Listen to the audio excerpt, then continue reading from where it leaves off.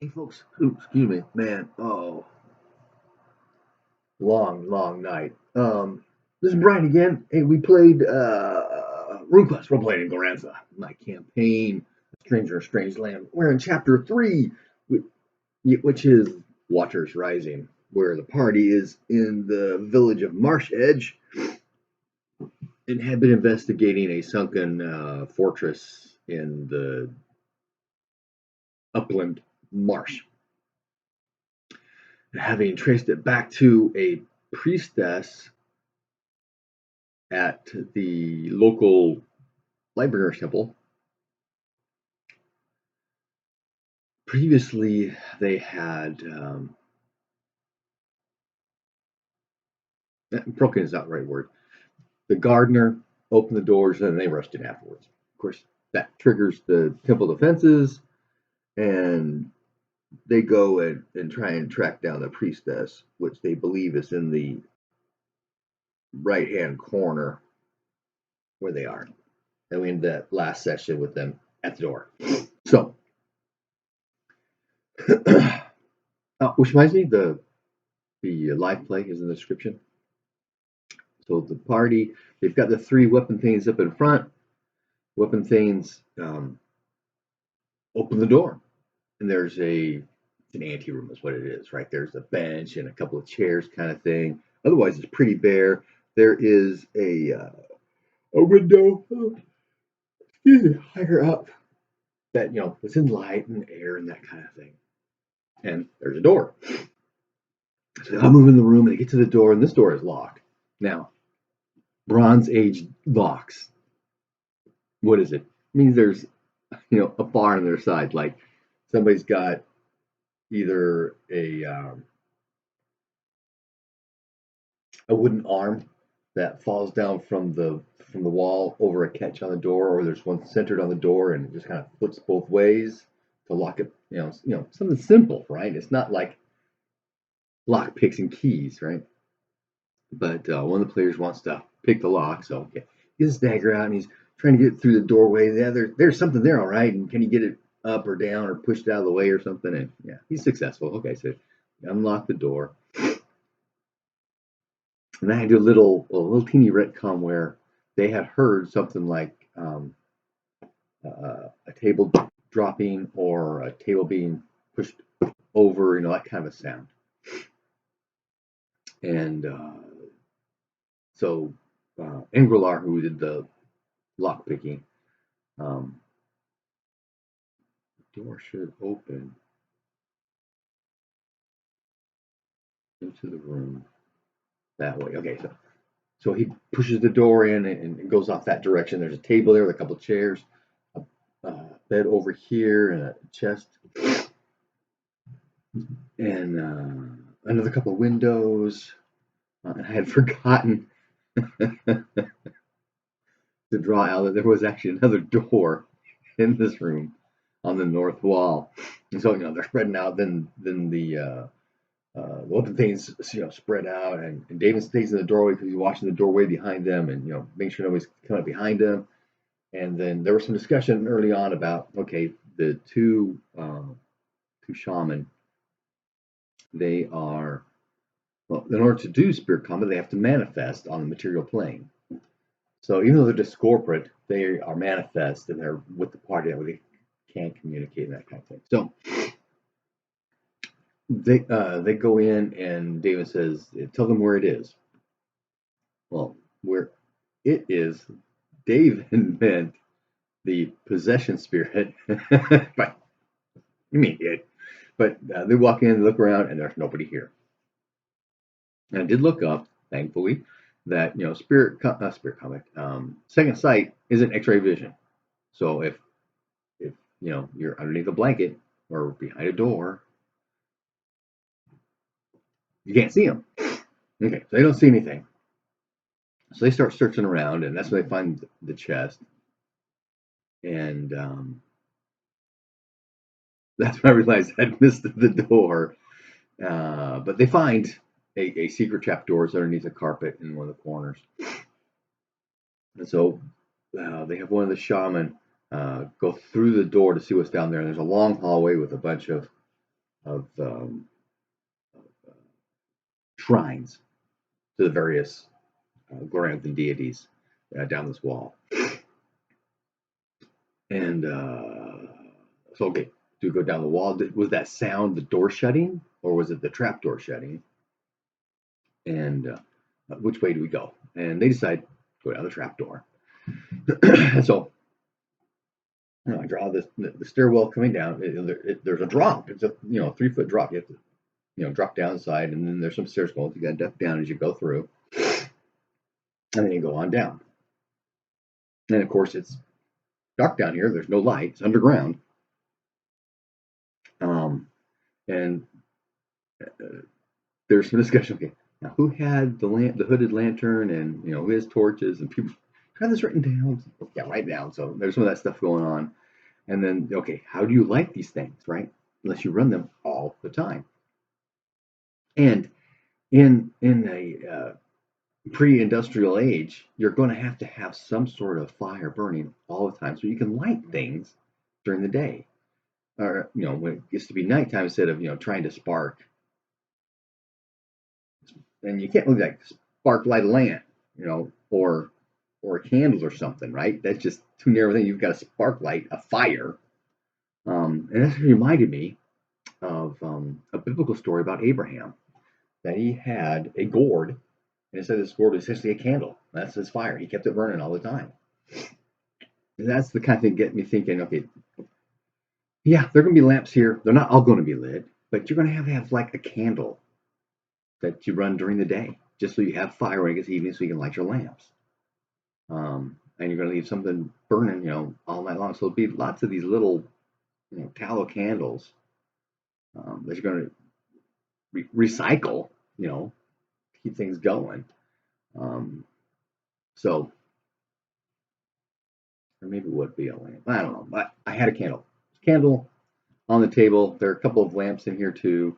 So they take the candle, they light their hooded lantern, and a restaurant goes down first, and behind. Then we start. Okay, what is the marching order? Because there's a trap down here, and I need to know who's where. So when the trap gets triggered, who's going to get killed, right?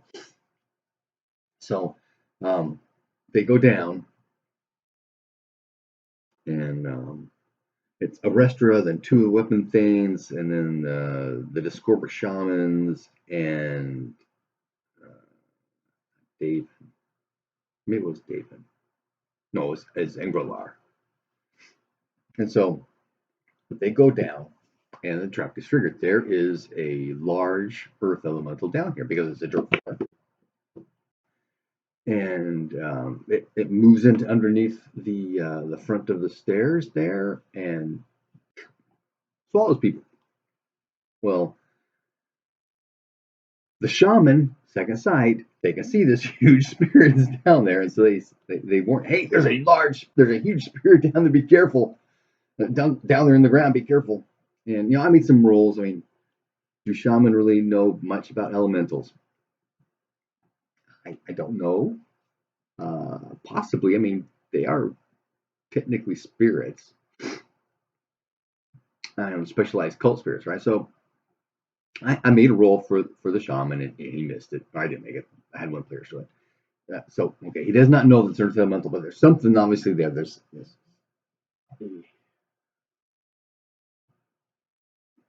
so warns him. So luck rolls for Arestra and the 2 weapon things. Arestra makes her so she's able to dodge up out of the way. The weapon things miss theirs. They get sucked in. They take 3d6 damage to every hit location. They're dead. Now the party doesn't know that. I just know they flipped right in the ground like it was water. So Angrilar jumps down off to the side.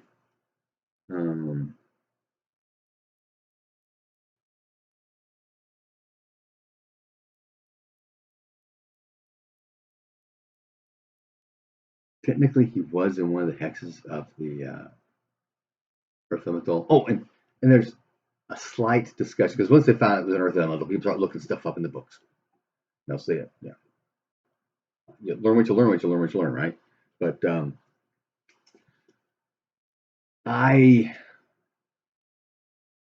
in my Glorantha, elementals are slightly different. I have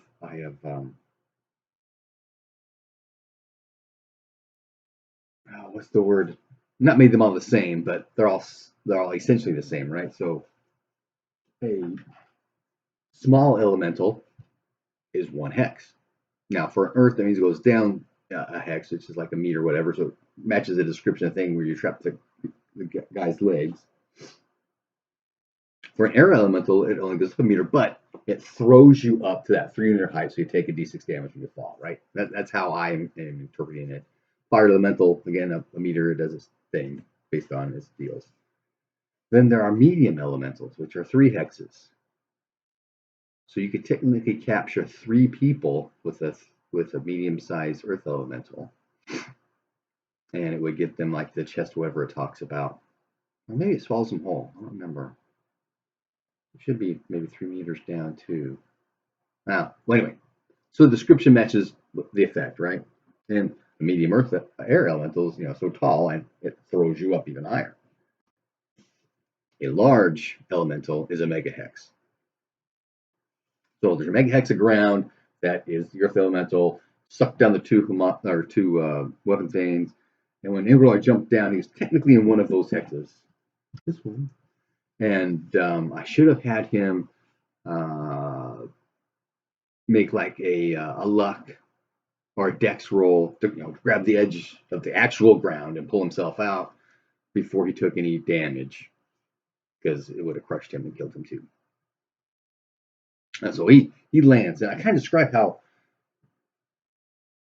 because the element's already crushed, you can't really crush again. And so is it going to, is the entire earth this still, will people still slip and slide inside it? I'm thinking, maybe not. I was kind of, trying to figure this out in my head as it's happening. So I had him, he lands, but the ground is now pulverized, right? So it's like flour, right? Hit the dirt's all been vaporized, right? And so I kind of described that, and they're trying to figure things out. And he's pushing his spear down, so he will go through, and well, yeah, I'll let it go down. That's not a problem. So he's kind of fishing around for the people, the 2 weapon things, and the 2 shaman engaged the elemental and spirit combat. So the elemental spirit combat capability is going to be based on his power, which is 22 because it's a large one. So that's 110%. So the 2 shaman are at minus 10%, and it's at 100. I had no problem. That was doing great. But how much damage, spirit combat damage, does an elemental do when it doesn't have any charisma? Do you do 2 times power, or just do their straight power? Are there other creatures without charisma where these kinds of things come into effect? I didn't even think about that.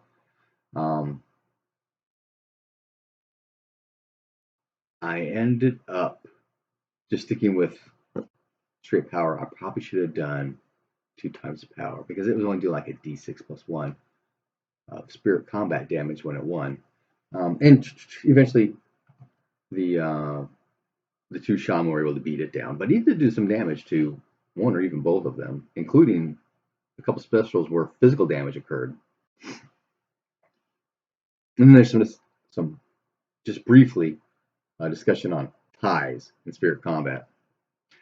And but so okay, spirit goes away, and then there's a discussion. Okay, we'll have one of the shamans capture it. Have their fetch hold on to it. Well, the NPC shaman, his fetch is already full. That's already been taken care of, right? But the monkey shaman, his fetch doesn't hold anything. But there's a limit on how powerful, not how many spirits, but how powerful of spirits that a fetch can hold, and it's up to its power. And the shaman's fetch is not 22, which is the power of this thing. So it goes away. Thank goodness. I hate to have them control that thing and start running around with it. Sorry, my eyes are bothering me this morning. Man. Stop rubbing your eyes. You don't make it worse. Okay, so they're down there.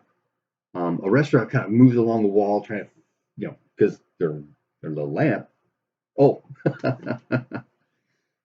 as they're coming down, they handed the hooded lantern to one of the weapon things. So once it went down, black everywhere.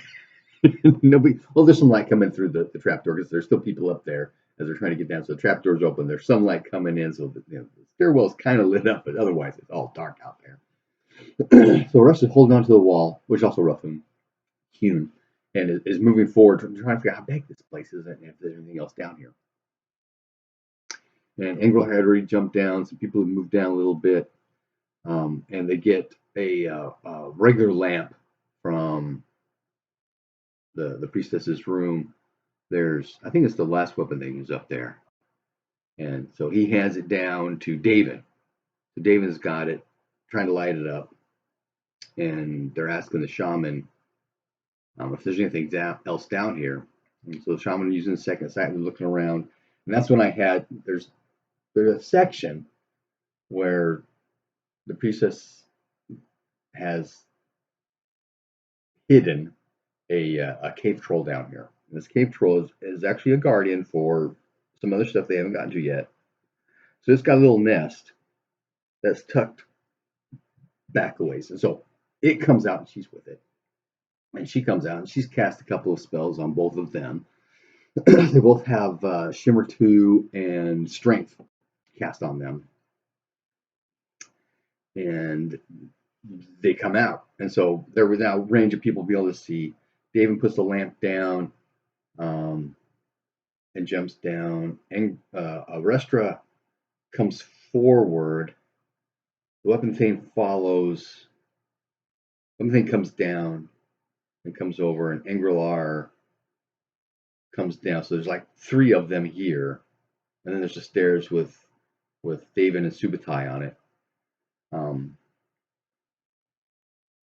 And the troll and the priestess are here.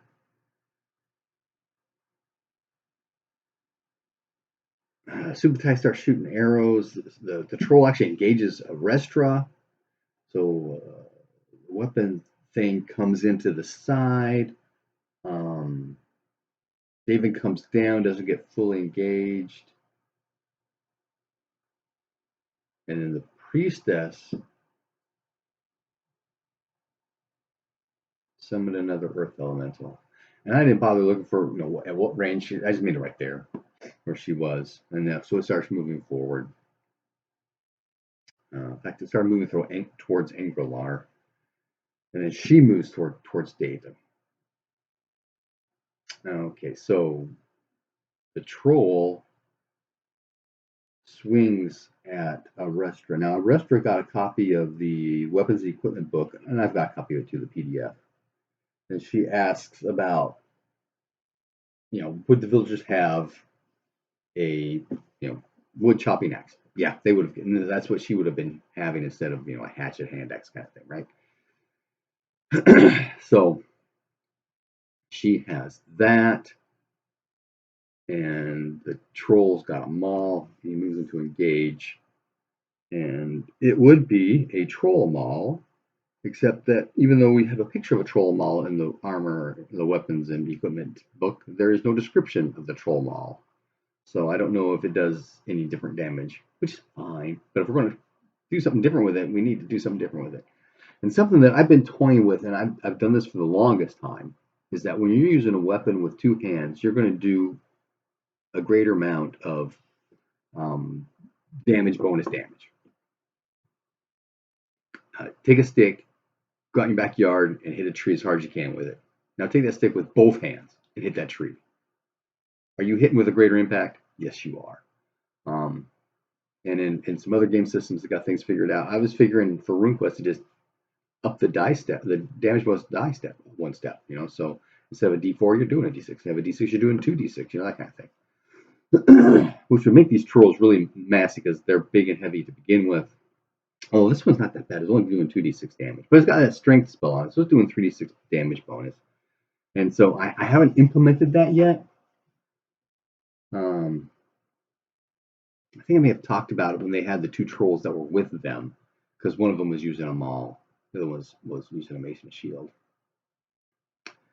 But still, it's got 3d6, and it rolled a special success. Areshtra was able to make her parry with her axe, so the axe has got 8 hit points. But its damage bonus for the special is 18, so it's 2d8 plus 3d6 plus 18, right? And while the Matrix talks about normal parry against a special success of doing special weapon damage, good to go, but that the weapon, any damage over the weapon's hit points gets to the weapon, and then afterwards goes through. Which means technically a special could do no damage to a person because it's beating up the object. And there's something about, doing both to the object and the person. So that's kind of double dipping. So I've kind of adjusted things where half goes in the weapon and half goes through, right? You hit it, that kind of thing, right? So 8 points comes off of, I don't remember what the total damage was now. And then I split the damage in half. Half that damage is still more than 8. So the axe is broken in half. Some damage from that goes through. Then all the other half of the damage goes through. So it ends up being 6 plus 8. 14. 14 points of damage go through. She's got 6 points of armor on her. Oh, it hit her on the arm. 6 points of armor on her arm. So that brings it down to 8. She's got 4 hit points. That puts her arm at -4. So she takes 8 total hit points. So she got whacked really bad. But not excruciatingly. But it broke her axe too, right?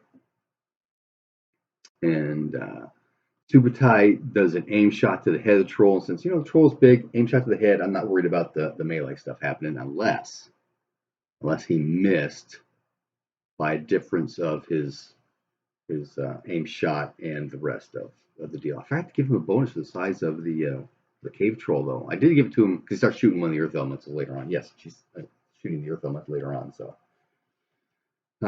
got him in the head, did some damage, even with a -10 from the shimmer. So the weapon thing moved up, but he got a slash on the troll, and the troll missed its parry. Actually, it was a side hex, so it didn't allow a parry. So it got a slash in the abdomen, which put the abdomen to negative as abdomen value. It collapses. I forgot to do the constitution roll for the slash, though. So it collapses to the ground, and everybody backs up away from it. At that point, Dave and the priestess start exchanging blows. He gets, wasn't a special, but he got her. Oh, he had a strength spell on. He got her in the abdomen. She missed a parry, and that put her down. She went negative in her abdomen. I forgot to ask. He used a rapier to ask if it was an impale or a slash. But we ended up doing a slash. No, it was a regular attack. That's right. So that didn't matter. So that one went okay. So, but she collapses down right now. Subutai continues pinging at the troll. He eventually kills it because he's firing twice around, and he does more than 3 points of damage every shot he did. And the priestess summons the elemental to come and get her. She tries to cast heal wounds. Is not successful the first time, and they have the shamans engaged. Oh, they did this earlier on. When they first saw the priestess, Damon says, "Free her of it." And so they move down. They're doing spirit combat on the passion spirit that is possessing the priestess, and they eventually get rid of it during all this combat stuff. And so she's down. She's casting magic. Daven steps back because she casts magic and will be attacking, but she's doing the cure wounds thing. And he tells the shamans to attack her. Essentially, I don't remember the verbiage, but it's like, okay, they're attacking her now. And but the second round, she gets the cure wounds off, so her abdomen's back up. But that's also when the elemental gets to her, so she slips down inside it and it starts moving out. She's it's swimming her out of the area. At this point, we're getting close to midnight, and one of the players is calling a day for himself. So I can stop it here. You know, we see what's happening. It's taken off. It's taking her with her. You guys can plan. Okay, what do we do next? Do we just you know try to attack her through the elemental here, or do we go up the stairs and get out and find out where she's going once she gets to the surface outside? That kind of stuff. What are they gonna do? What are they gonna do? What are they gonna do? That way they can think about it over the game, over the vacation, and see where they're gonna go. And that's how things went. Happy gaming. Oops, there we go.